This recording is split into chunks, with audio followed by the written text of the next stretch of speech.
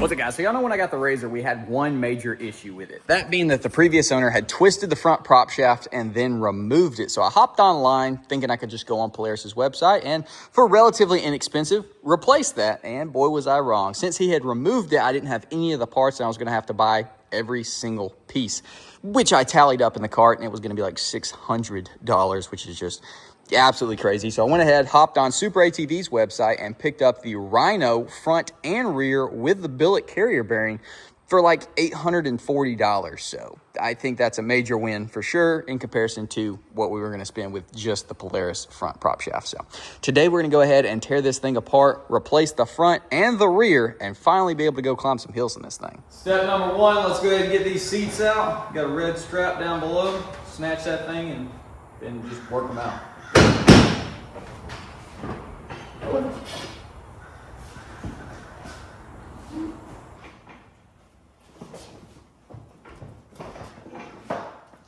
We got a T20 to get our shift knob off.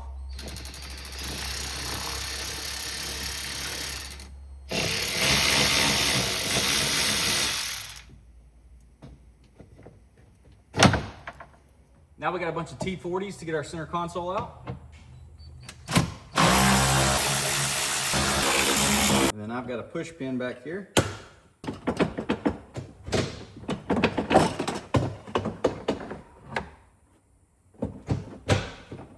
Now we want to go ahead and drop our skid plate, and that's going to be a bunch more T40s. T40s and some 10 mils. Got the main one out, and now we got to get the rear. And our rear one is out.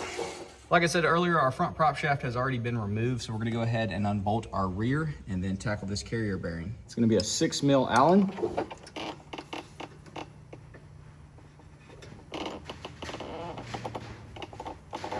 Got one on both sides.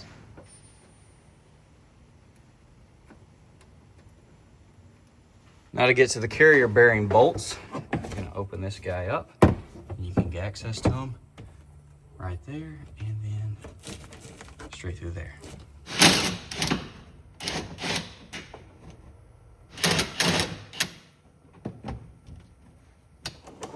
Now I think we should be able to work our prop shaft free.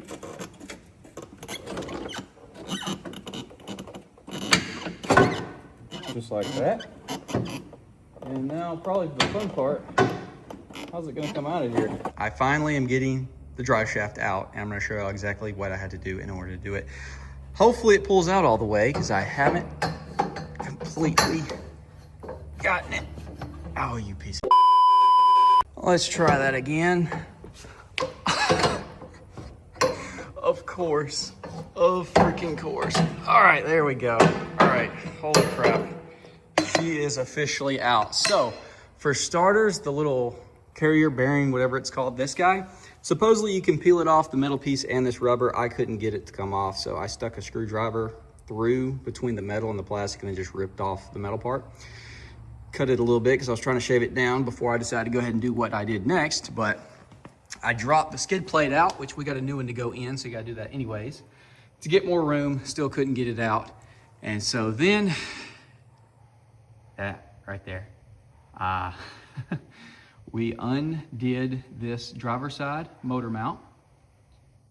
I used a pry bar to pry it up, and then I stuck a socket in there to keep it up. And then when I was going to pull it out, it was hitting the axle, so then I had to jack it up all the way to give it enough clearance, and then you just saw me pull it out. So we officially have the prop shaft out. And then I guess tomorrow when we got some better lighting, we're gonna go ahead and start throwing the new pieces in. Got all of our new parts laid out, and aside from the possibility of it being a nightmare to get that carrier bearing onto the prop shaft, looks like a pretty simple install. So here is our new front prop shaft, looking beefy as crap. There's two different styles that you can go with this upgrade. We went with the, I guess, more beefy version, which does not have the same style U-joints as factory. So there is our new rear one. There is our old rear one. Got a new, it's not a skid plate, it's a like shield, prop shaft shield. It's a two-piece design. That's gonna go on top of the carrier bearing mount, and that's gonna go alongside, same way that the factory one came out. We do have to put the bearing onto the prop shaft here. Ours came with the clip ring on. So if yours does not, apparently this is an optional piece which you can use, but since ours did, we're not gonna be using this guy. We're gonna be reinstalling the clip once we get that bearing all the way up onto here. And then this is our new billet carrier bearing housing, which is of course going to go onto there. That's what mounts in the factory location. And then this guy slips into there. Got some green Loctite, some blue. This is our hardware. I think this is for that. Hardware for that. These guys go into here to lock that into place. Not exactly sure on what this is yet. Maybe that has something to do with that. I don't know, I gotta figure that out. But I've currently got our bearing in the freezer because that's hopefully gonna help this whole thing. Might have to put some heat to this, might not, might just slip on there perfectly. Either way, that's in the freezer, gonna let that chill for at least a good 30 minutes before we try putting it on. Once we get that on, we can start snaking these things back up underneath the machine or in the frame. Hopefully, we don't have any issues because this is freaking beefy crap, so it might be fun getting it in there.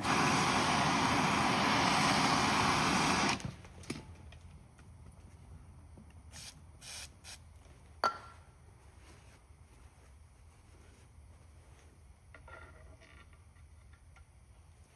right, now my idea. Not scar anything.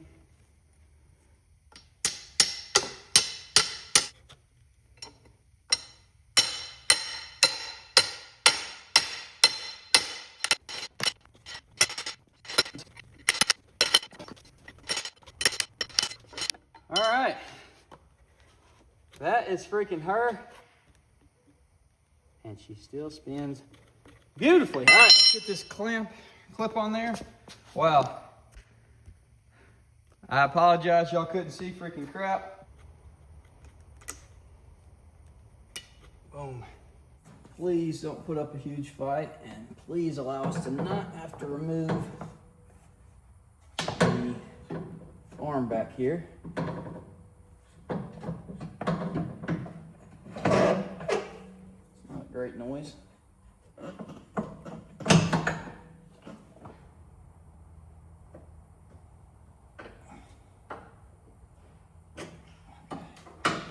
That's progress.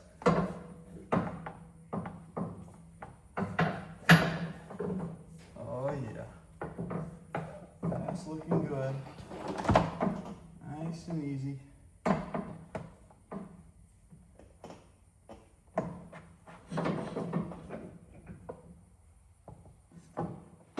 Oh boys, we're freaking in there. How is this gonna go? We'll see. Hopefully not any issues.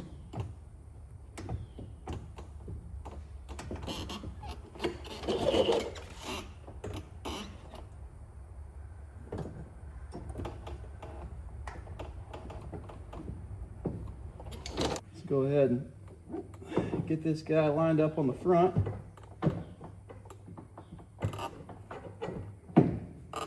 Perfect. Then we can bring this. Y'all can see, bring these together. I didn't mean to do that, but I'm not exactly sure on how far those go together. Bring the whole assembly forward. Beautiful. All right, so those are joined. Hopefully we can just finesse this guy up into place and then reconnect back here. I would strongly recommend going ahead and removing these bolts before you actually put the prop shaft in, because they were on there very tight and it was hard to get those off while keeping this guy from spinning, because you can't put this onto the splines until these are fully removed, because they actually go through the little grooves. So remove those, slip this onto there, throw you some Loctite on, and send your bolts back through there. Now we're gonna go ahead and get our front prop shaft attached to the diff. Gotta figure out exactly where and how to line it up. Just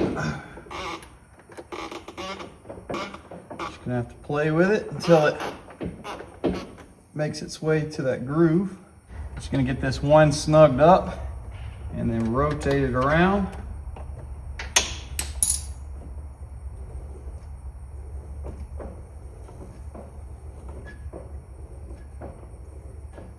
Get our second one into place. Thank goodness, it lined up perfectly. So now we can just tighten them down and get after that carrier bearing. Well, there really wasn't any room to set the camera up where y'all could actually see what I was doing, so I just went ahead and got it knocked out. So everything with the carrier bearing is bolted down, skid plate as well, and you can see it bolts on to the carrier bearing. That the two side bolts, they go through the skid plate as well to bolt into the frame. And then if we go underneath here, you can see we've got the full length skid plate in from the carrier bearing all the way back. Now this little ear, I ended up having to bend some in order to get it to slide around the prop shaft and clear that plastic piece up there. Just enough, and then once you tighten it down, it'll bend it straighter. You can do it with a pliers or something. But aside from going back and putting some grease in our fittings, which you see there might be more, I gotta look. We are good. So if I spin the tire, she is rotating nice and smooth, don't hear anything. So I'm gonna go ahead, put some grease in there, and then I guess we'll go for a drive without the skid plate on there just to make sure that everything feels smooth, no issues. And then I'll button everything back up and we'll actually go test this thing and make sure four-wheel drive is working properly.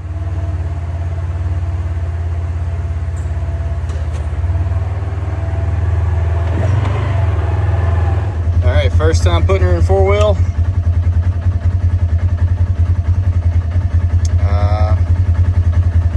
You have to move. Hey, she just lit up. All right, so we should be in four-wheel. I'm gonna just throw it back in two-wheel just so we can make sure everything sounds good.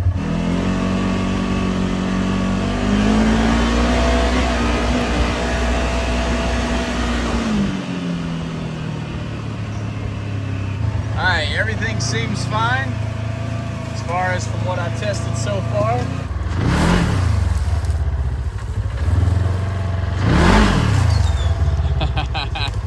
I would definitely say four-wheel drive is working. Holy crap,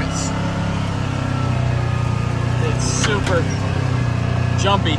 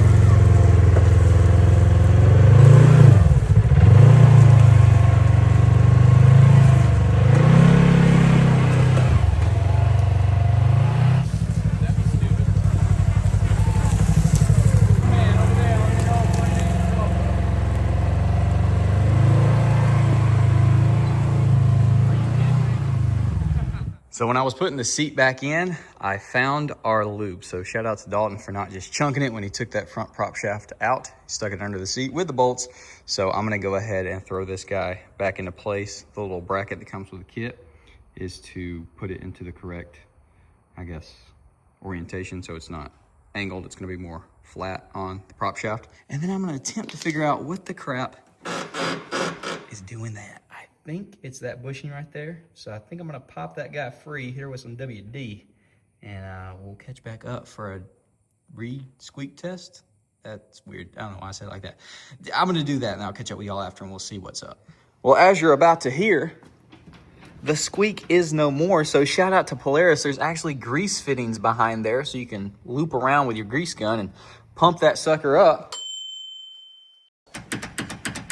Either the bushing shot or the bolt is not tight. And these were put on, so I'm gonna say it's not tight.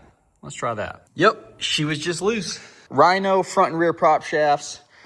Not the worst install ever, but definitely not the most fun either because it is so incredibly tight. Dude, putting that little loop back on, that freaking sucked. That was underneath there on my back for like at least a full 30 minutes trying to get that bolt to thread back in.